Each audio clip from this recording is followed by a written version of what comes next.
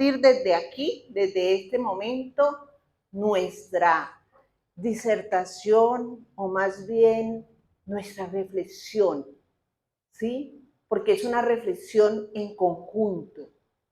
Cada uno de nosotros va a reflexionar sobre ese concepto de la transformación para lograr la plenitud.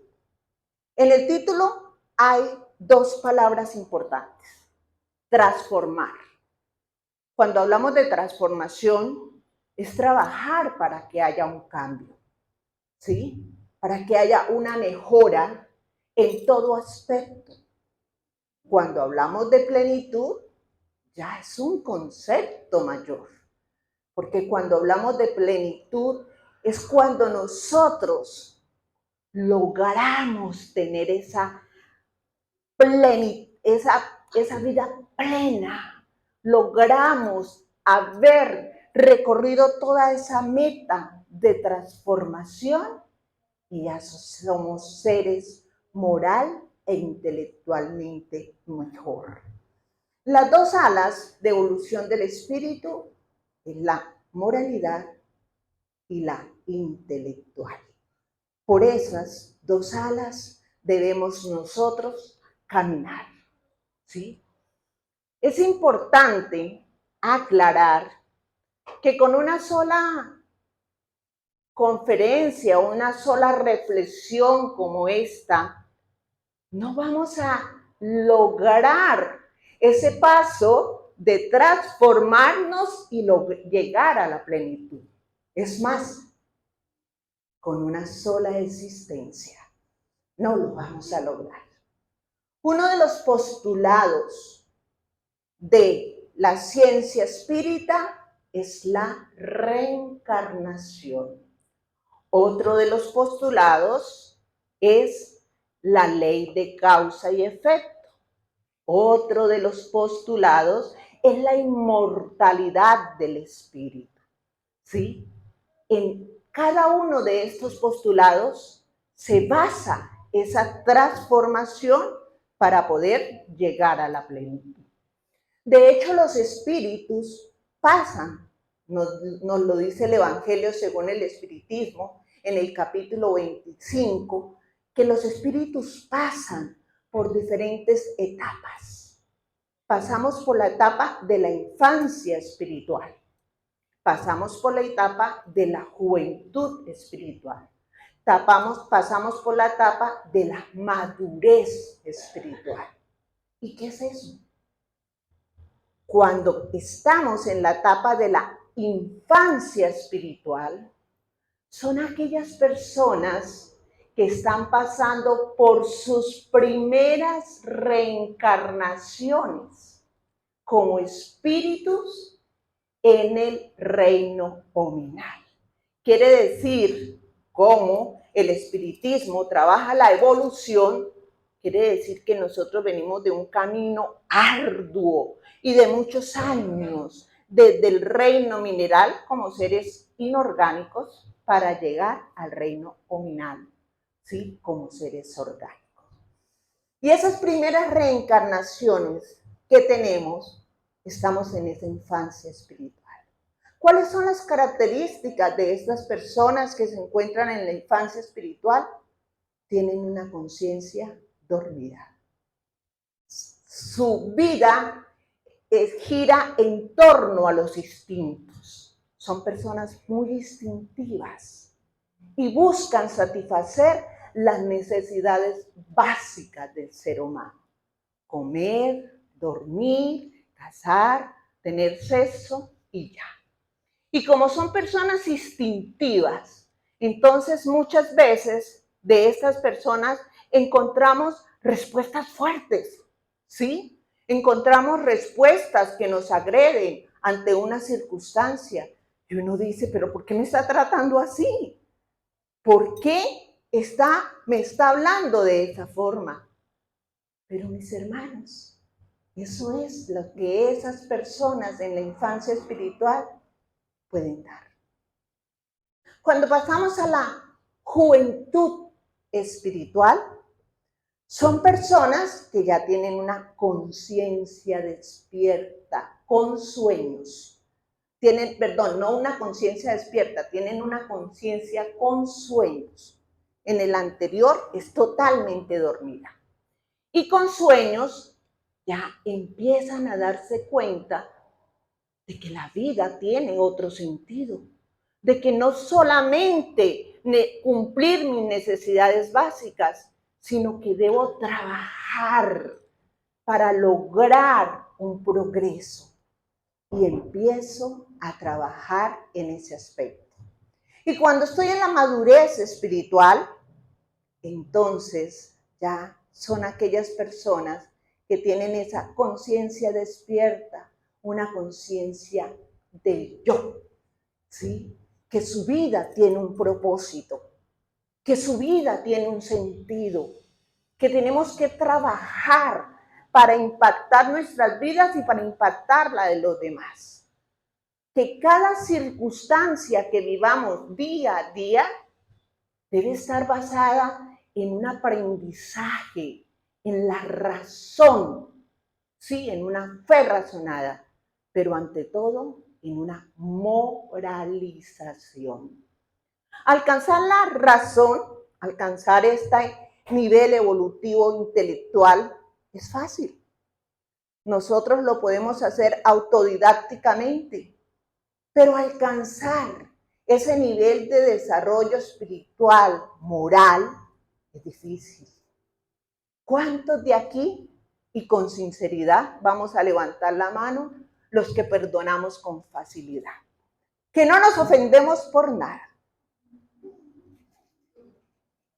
Muy bien, felicidades a aquellos que no se ofenden por nada. Entonces, es importante entender que aprender a perdonar, que aprender a amar, que aprender a vernos como hermanos, desarrollar la fraternidad y entender que somos una familia universal, son algunos de los tantos aspectos que se requieren para ser un espíritu maduro moralmente. ¿Sí? Entonces, quiero dejar claro que esta conferencia en ningún momento nos va a hablar de que esa transformación nos va a llevar a la plenitud en una sola asistencia. Somos espíritus inmortales. Tenemos diferentes idas y venidas, porque somos espíritus viviendo una experiencia material. Y dentro de esas experiencias materiales, dentro de esas idas y venidas, estamos labrando nuestro progreso. Entonces, quería dejar esto claro. Quiero basar el desarrollo de esta charla en la gran enseñanza que nos dejó el Maestro Jesús. Ese va a ser el eje principal de la charla, ¿sí? ¿Cuál fue la mayor enseñanza que nos dejó el Maestro Jesús? Amar al prójimo. Bueno, no empezamos por el prójimo, se nos olvidó. Amar a Dios, muy bien, Norita, estaba despierta. Amar a Dios y al prójimo como a nosotros mismos. Esa es la gran enseñanza que nos dejó el Maestro Jesús. En esa enseñanza tenemos tres partes. Dios, tenemos al prójimo y tenemos a nosotros mismos. Me he basado en el libro de los espíritus, en el Evangelio según el espiritismo, pero también en algunos libros de la serie psicológica de la mentora Juana de Ángelis, que es la guía espiritual de Divaldo Pereira Franco, ¿sí? Para poder desarrollar esta charla. También me he basado en la oración del pobrecito de Asís, Francisco de Asís. Entonces, el eje central, la mayor enseñanza de Jesús. Y la vamos a ir, esa mayor enseñanza de Jesús, la vamos a ir comparando, trabajando paralelamente con las enseñanzas de Juana y paralelamente con las enseñanzas del pobrecito de Asís. Entonces, vamos a trabajar así en estos tres aspectos importantes. Entonces empezamos en amar a Dios sobre todas las cosas y al prójimo como a ti mismo. Pero resulta que esta enseñanza nos damos cuenta que para la mayoría de las personas no ha dado resultado. Porque ¿qué creemos? Amar a Dios sobre todas las cosas. Entonces, es muy respetable, pero nos vamos a los templos, nos vamos a las iglesias, entonces hacemos sacrificios, tenemos sacrificios de comida también nosotros, hacemos, mejor dicho, subimos a Monserrate de rodillas para demostrar ese amor a Dios. Y nos quedamos ahí, buscando la manera de cómo demuestro ese amor a Dios, porque Jesús nos lo enseñó. Y Juana de Ángelis dice en el libro Ser Consciente que la gran dificultad del ser humano para entender esta enseñanza de Jesús es que no la ha visto con la óptica que es. Es importante que invirtamos esa enseñanza. Entonces empecemos desde a ti mismo, pasemos a un prójimo y en última instancia lleguemos a Dios. Y de esta manera la vamos a trabajar. Entonces, cuando empezamos a analizarnos y a mirar ese a ti mismo, quiero traer la pregunta 919 del libro Los Espíritus, libro tercero, Perfección Moral. Me voy a permitir leerla textualmente. Voy a leer algunos textos, pero muy cortos, ¿sí? Y dice, ¿cuál es el medio práctico más eficaz para mejorar en esta vida y resistir a la incitación del mal? Esta es la pregunta que le hace Allan Kardec a los espíritus. ¿Cuál es ese medio práctico para que nosotros podamos progresar y resistir al mal, a la tentación? Y el espíritu de verdad sabiamente le responde una respuesta muy breve. Un sabio de la antigüedad os lo ha dicho. Conócete a ti mismo. ¿Qué sabio de la antigüedad nos habló de ese conocimiento a nosotros mismos? Sócrates. ¿Y cómo encontró Sócrates esta enseñanza? Sócrates desencarnó en el año 399 a.C. Pero Sócrates trabajaba muchísimo con los jóvenes, con los adultos que tenían problemas para ayudarlos a enfrentar su vida y poder salir adelante bajo ciertos postulados. Los postulados que tenía Sócrates eran la inmortalidad del alma. Los otros postulados que tenía Sócrates era también la reencarnación, el dar lo mejor de nosotros para los demás y muchos otros postulados que si ustedes quieren aprender más sobre el ensayo teórico de Sócrates y Platón, está en la introducción del Evangelio según el Espiritismo. Y en este ensayo teórico vamos a ver que hay muchas o la mayoría de las partes que trabajaba Sócrates, que son las que hoy el espiritismo nos enseña. 399 años antes de Cristo. Y ellos ya hablaban de ello. Entonces Sócrates, viendo que había tanto sufrimiento, algunos acudían a él, pero los gobernantes empezaron a verlo como si fuera un enemigo. Entonces Sócrates empezó, y quiero ver qué hacen las personas para poder encontrar esa calma. Entonces se dio cuenta que la mayoría de las personas se iban al santuario de Delfos. Este santuario está ubicado en el Golfo de Corintios, en el monte Parnaso. Y Sócrates se fue al santuario de Delfos. Por primera vez, qué sorpresa. Encuentra en la entrada del santuario, conócete a ti mismo. ¿Qué era lo que trabajaban en ese santuario para ayudar a las personas con alineados, estaban perturbados, ¿sí? Que tenían problemas y les ayudaban. ¿A través de qué? De las llamadas síbilas. ¿Qué son las síbilas? Las síbilas, para los griegos, eran las médium, ¿sí?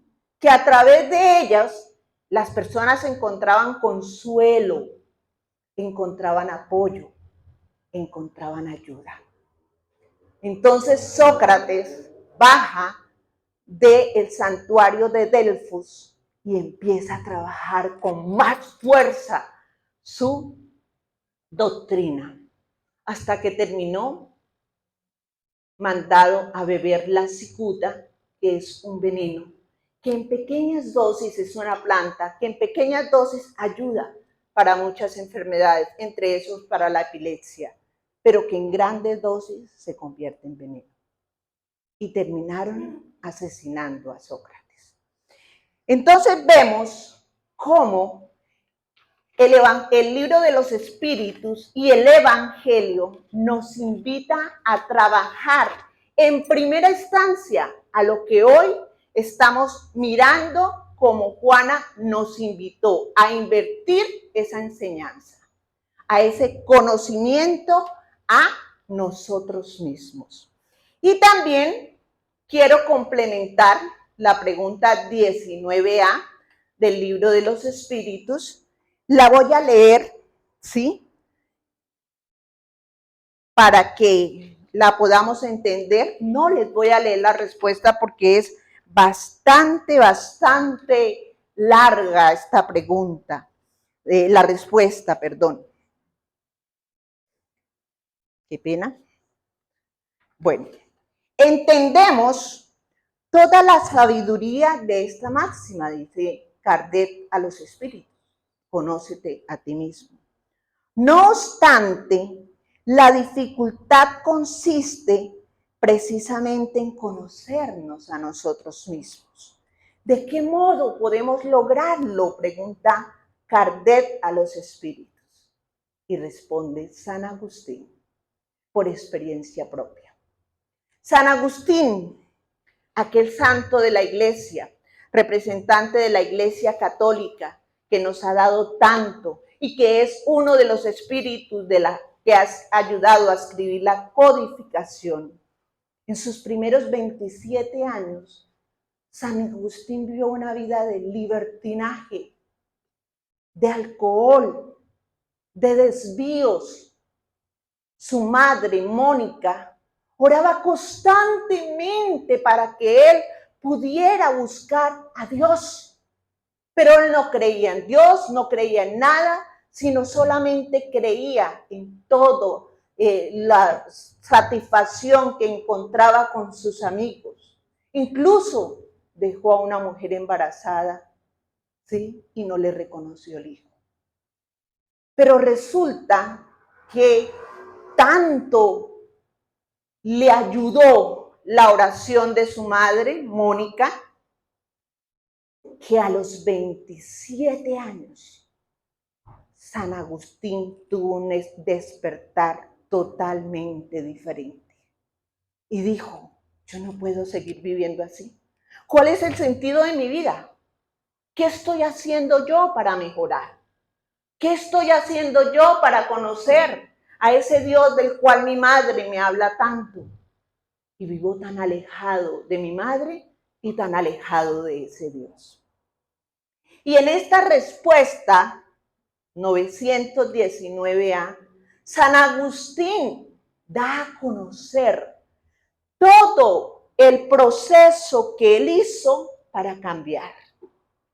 Nos da herramientas, nos da técnicas, como una de las técnicas que él tenía, era que en su mesita de noche tenía una libretica pequeña y terminaba el día y él escribía lo bueno, lo que logró y lo que se equivocó. Cuando empezaba el siguiente día, empezaba por las equivocaciones y muchas cosas más. Leamos la respuesta del libro de los espíritus en la 919A. Entonces nosotros debemos llegar a un análisis, a empezar a analizar. ¿Quién soy yo? ¿Nos conocemos? ¿Por qué actúo de esa manera irascible, impulsiva y no logro controlar esos impulsos en mí que después me hacen sentir mal? ¿Por qué siento fastidio por las personas según la clase social? ¿Por qué se me dificulta comunicarme con los demás? ¿Por qué siento hastío por la vida? Porque no les he encontrado ese sentido de vida. ¿Qué pasa con nosotros? ¿Será que yo soy un captor de amor? ¿Será que yo solamente espero que las personas me quieran, me amen, me entiendan, me comprendan? Quiere decir que todo me lo den, pero yo no me preocupo por dar a los demás. Analicémonos cada uno. Esta es una parte de ese análisis para trabajar la transformación. ¿Cómo somos nosotros? ¿Será que soy una persona autocompasiva? Que a toda hora vivo quejándome y a todo mundo le vivo contando mis problemas, mis dolores, mis situaciones y vivo demostrándole a todo mundo que sufro y quiero que se apiaden de mí, que me compadezcan. Al respecto de esto, Juana de Ángelis, en el libro Ser Consciente, dice dos parrafitos espectaculares. Cuando se mantiene la autocompasión, se extermina el amor. Sin amarse, ni tampoco amando a nadie. Cuando nos quedamos en la autocompasión, no hay amor. No logramos amarnos. Y acordémonos que estamos trabajando la primera parte del mandamiento, ale a ti. No logramos amarnos, ni vamos a lograr pasar a la segunda etapa, que es el prójimo. Entonces, cuando yo identifico esta situación que estoy viviendo y empiezo a trabajar por cambiarla, entonces paso de ser un captor de amor a un dador de amor. Y alcanzo la primera etapa de la evolución que para Juana de Ángelis llama la madurez psicológica del ser, la madurez afectiva del ser humano. Es la primera parte. Entonces Juana dice, cuando nosotros pasamos de un captor a dar amor, yo ya soy maduro afectivamente. Puedo amar, puedo escuchar, puedo entender a los demás y puedo entender que de pronto me responden así porque son espíritus todavía en la etapa infantil o porque han tenido problemas. Entonces no me enojo. Y como allá atrás alzaron algunos, no tengo que perdonar porque no me duele lo que me dicen. ¿Sí? No me hieren. Juana de Ángeles dice, tan grande es nuestro orgullo como la ofensa. Si nuestro orgullo es muy grande, nos ofendemos por cosas así. Y por eso le damos tanto valor y no se nos dificulta perdonar. Entonces, llegando a esta madurez afectiva, nosotros aprendemos a resplandecer, a superarnos, a encontrarnos a nosotros mismos, a darnos cuenta que si yo me analizo, puedo saber cuáles son mis tendencias, mis vicios, sacar esa listica, como nos decía San Agustín, y empezar a trabajar por ellos para convertirlos en virtudes y así cambiar, aprender a amar. Y ahí es cuando nosotros nos tornamos esas personas que entienden, esas personas que somos genuinos en el acto de amor. No hay hipocresía, no hay por quedar bien, somos genuinos en el acto de amor. Y como yo les dije que íbamos a compararlo, tres cosas, la enseñanza del Maestro Jesús con el desarrollo o la madurez del espíritu según Juana, y ya vimos el primero que es la madurez afectiva, pero también lo vamos a comparar con ¿qué? Con la oración de Francisco de Asís. Entonces, cuando yo soy una persona madura afectivamente, puedo entender cuando Francisco le dijo, Padre, hazme un instrumento de tu paz. Quiere decir, Padre, yo quiero ser una extensión de ti. Quiero poder amar, así sea mínimo, pero quiero empezar ese proceso. Yo quiero, Padre, que allí donde haya odio, yo pueda poner el amor. Porque es que yo ya me amo y tengo las herramientas necesarias para poder ayudar al otro que no se ama, para poder ayudar a las familias conflictivas, para poder ayudar a los enemigos. Padre, ayúdame a enseñar a amar. Oh Padre, ayúdame por favor, para que donde haya ofensa, yo pueda poner ese perdón. Porque he trabajado tanto, he labrado tanto mi ser, Señor, que he podido dejar el orgullo. Y dejando el orgullo, no tengo que afectarme por lo que me dicen los demás. Y como no me afectan, no me ofenden y perdono con facilidad. Entonces miremos toda la ganancia con este primer nivel, la madurez afectiva.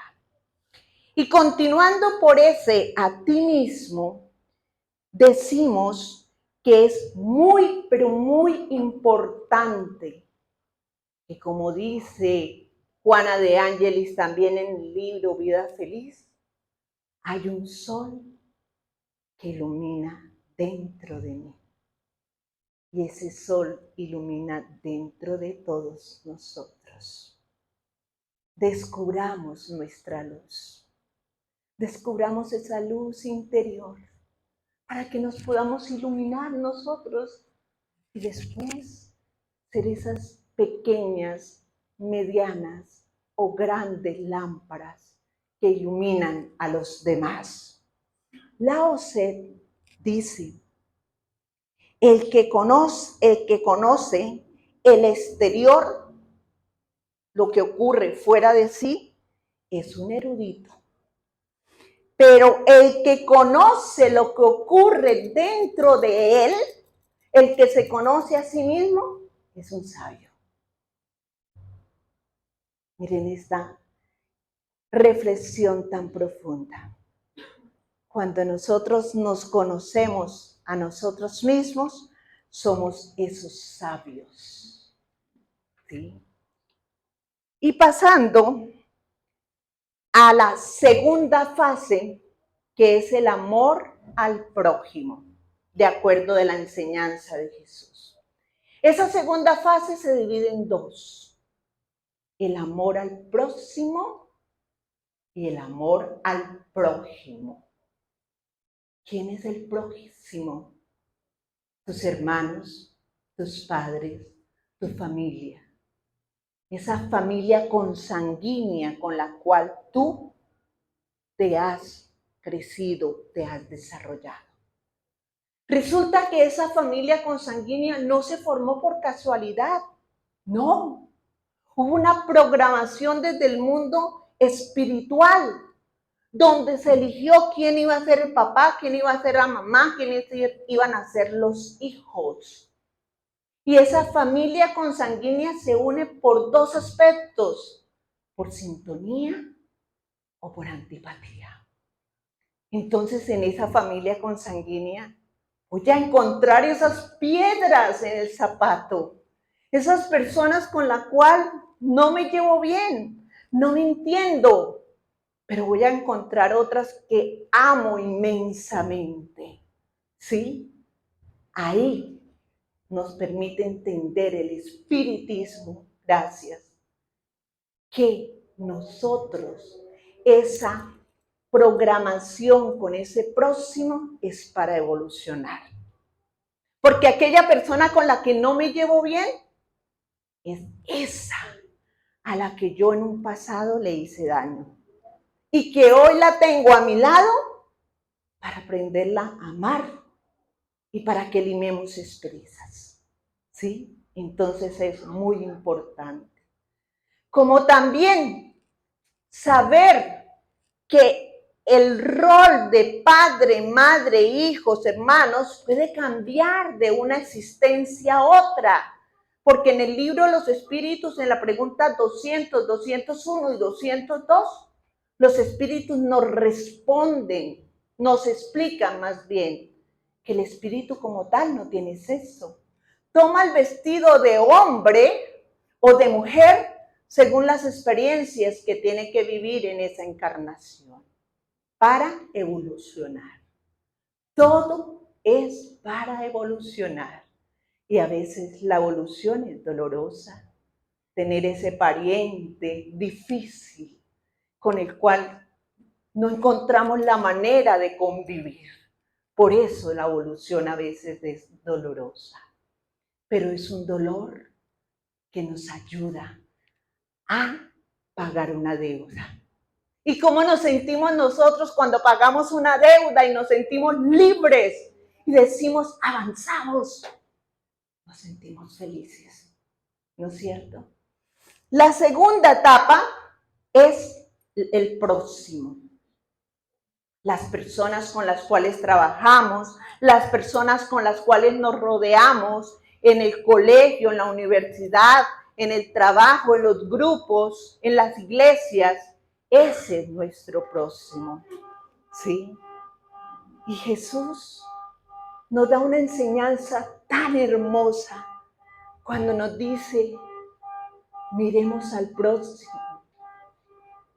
y aprendámoslo a amar, no a juzgar, sino a entender. Y esas enseñanzas tan hermosas que da Jesús, que toma como emblema de la solidaridad a un samaritano, repudiado por todos, odiado por todos, pero fue el único que fue capaz de ayudar a aquel que había sido afectado por los ladrones.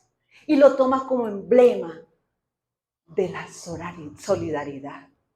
Jesús toma a una mujer que va a ser lapidada, apedreada, que va a ser humillada, porque la encontraron en adulterio. Y la toma como emblema de reflexión para cada uno de nosotros. Cuando nos dice, el que esté libre de pecado, que le tire la primera piedra. ¿Y cuál de nosotros estamos libres de pecados?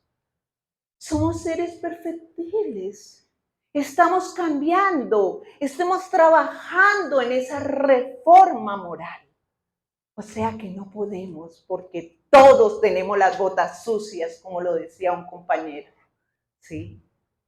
También toma como emblema a una pequeñísima semilla de mostaza para enseñar la fe. Y nos dice que esa pequeña semilla de mostaza puede mover montañas. Y nosotros decimos, oh, ¿cómo? Pero es que Jesús nos habla de una fe razonada, no una fe dogmática. Jesús nos habla de una fe valiente. Jesús nos habla de una fe sólida, no vacilante. Y por eso es que la mujer hemorroísa, que caminó durante muchos días hasta llegar a donde estaba Jesús, solamente había escuchado algo de Jesús, pero ella sufría hemorragias continuas y no había encontrado quien la ayudara. Pero tenía tanta fe en ese hombre que no conocía, que se acercó a él, y tanta multitud que lo rodeaba, y ella no es capaz de llegar ante él, porque le tocaba arrastrarse por sus hemorragias, pero toca su capa y queda curada. Se puede levantar sin hemorragia. Esa es la fe que nos pide Jesús. Jesús nos dice también que hay semillas, diferentes semillas que crecen de diferentes formas. Aquella semilla que tiramos y que cae en un suelo donde son puras piedras, pero que como no hay esa tierra buena, crece la planta, pero al poquito se derrumba.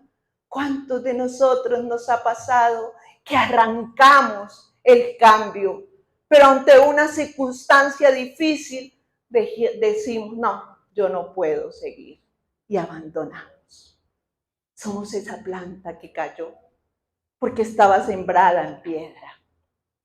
Pero también hay otras semillas que son tiradas al piso y llegan las aves del cielo y se las llevan y no crece nada. Son aquellas personas que ante las cosas del mundo, ante los amigos, prefieren dejarse llevar por los amigos que buscar ese cambio, ese camino espiritual. Pero también hay semillas que caen en tierra firme, abonada, y crecen y dan frutos muchísimos que ayudan a los demás. También Jesús nos enseñó que la ley del trabajo era una ley del progreso en el hombre. Que no teníamos que mirar el trabajo como ese castigo. Ay, lunes, Dios mío, me toca madrugar. No. Ay, Dios, tengo trabajo. Puedo buscar los recursos necesarios para mi hogar, ¿sí? Para salir adelante. Y tengo que bendecir ese trabajo porque el trabajo es una ley del progreso del ser humano. Entonces, teniendo en cuenta todas estas enseñanzas de Jesús, ¿quién de nosotros osaría levantar la mano para juzgar a nuestro prójimo? ¿Quién de nosotros osaría abrir la boca para hablar mal del otro? Ninguno. No podemos. Hemos cometido muchos errores y quizás más de los que las personas que están a nuestro lado están cometiendo. Hay una frase del espíritu de Manuel, que fue el guía espiritual de Chico Javier. A mí me fascina. Y dice, a Jesús no basta admirarlo, hay que seguirlo, hay que conocerlo. Y para conocerlo a Jesús debemos estudiar, leer. Cuando leemos, abrimos los ojos del alma y entonces pasamos al segundo nivel de desarrollo, que se llama el nivel mental. Cuando tenemos este nivel mental, esta madurez mental en nosotros, como dice Juana, tenemos una fe razonada. Analizamos las cosas, estudiamos. Y yo ya creo que somos espíritus inmortales porque yo lo he estudiado bajo la óptica filosófica, bajo la óptica científica y bajo la óptica moral. No necesitan imponerme estos conocimientos porque el espiritismo no impone, expone. Da a conocer sus postulados para que cada uno de nosotros podamos entender, estudiar. Entonces pasamos a esa madurez mental que me ayudará a entender que yo no muero. Soy un espíritu inmortal. Simplemente dejo el cuerpo, pero sigo viviendo. ¿Pero qué me llevo? Las virtudes que logré alcanzar en esta existencia, como también los defectos o los vicios, las cosas materiales que son necesarias para vivir en este mundo material, se quedan aquí. Y esta también nos lleva a el tercer nivel de madurez, según Juana, la madurez moral. En esa madurez moral, yo puedo entender lo que es ético, estético, bello, ¿sí? Y puedo trabajar por alcanzar esa reforma, esos cambios. Este año, a principio de año, me pasó una experiencia que a mí me dejó marcada. Yo he tratado de trabajar en esa transformación y lo hago constante. Estábamos en un paseo familiar en Santa Marta, ¿sí? Estábamos en un hotel, se llenó mucho, estaban arreglando el restaurante, entonces pusieron el restaurante adicional en otro piso, la comida se acababa rápidamente. Ese día madrugamos con mi esposo, íbamos como 14 personas de la familia. Ese día madrugamos con mi esposo y pues de lógica estábamos en la primera parte de la fila. Llegó una persona de la familia y a mí se me hizo fácil decirle, mira, te teníamos guardada el puesto. Ella entró y quedamos los tres. La fila fue creciendo y creciendo y creciendo y ¡pum! Llegaron dos seres de la familia muy importantes para nosotros. Y se me ocurre volverles a decir lo mismo. Mira, te teníamos apartado el puesto. ¿Y qué me dijo el señor, el esposo de la señora? Se acercó y me dijo, por respeto a todos los que madrugaron y están en la fila, gracias, pero tengo que hacerme atrás. Eso me marcó la vida, ¿sí? Y yo dije, caramba, qué embarrada, ¿sí? Como también qué días en el ascensor, vivimos en un piso 14 y encontramos un señor que muchas veces nos saluda, pero yo le dije a mi esposo, ese señor es como raro, mi amor, y no más, ¿sí? Y entonces bajé yo a buscar algo y subí y pum, me lo encontré. Y él me dijo, hoy la veo rozagante. Le dije, gracias. Me dijo, es que yo la veo muy enfermita y cada ratico en la clínica. A pesar de eso, siempre la veo alegre a usted. Pero ¿sabe una cosa? Yo todas las noches oro por la señora del 1403. Yo ni le sabía el nombre. Le digo, qué pena, ¿me puede decir cuál es su nombre? Y me lo dijo. Otra religión totalmente diferente a la mía.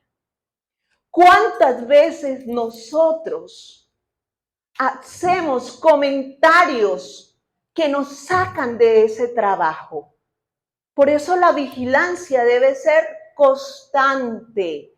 Por eso debemos trabajar para que haya haya coherencia entre lo que pensamos, entre las palabras que decimos y entre nuestras acciones. Por eso es muy importante. Y pasando después de la madurez moral, ya llevamos la madurez afectiva, la madurez mental, madurez moral, pasamos a la cuarta, la madurez social, que surge como respuesta de las anteriores. Nos tornamos seres armónicos, seres amorosos, seres que entendemos a los demás. Nos tornamos esos seres que llegan personas y nos abrazan y les gusta estar con nosotros. Nos tornamos esos seres que con solo mirar el uno al otro transmitimos amor. ¿Sí?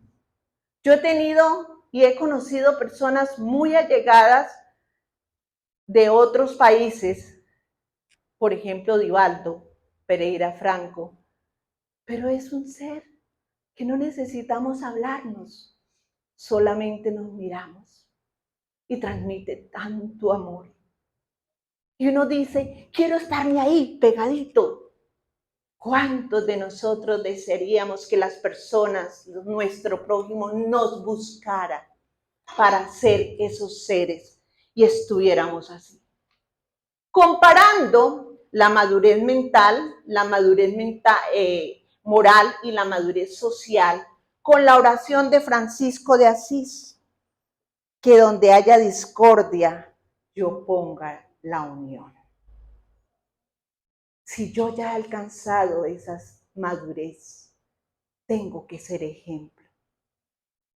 Tengo que ser un ser que calme, que apacigüe, no que eche carbón. Tengo que ser una persona que medie, que ayude a mejorar las cosas. Que donde haya tristeza, yo ponga la alegría. Así esté viviendo las situaciones más terribles del mundo, situaciones familiares, laborales, económicas, de salud, pero que siempre sonriamos, porque estamos vivos, porque tuve un día nuevo, porque respiré, porque pude abrir los ojos, porque pude caminar. Por eso debemos agradecer. Y sobre todo, esas últimas partecitas de la oración de Francisco. Señor, ayúdame a que no busque ser comprendido, sino comprender. Qué bonito que cuando yo logro ya entender quién es mi próximo y mi prójimo, trabajo para comprender, trabajo para entender, trabajo para ayudar.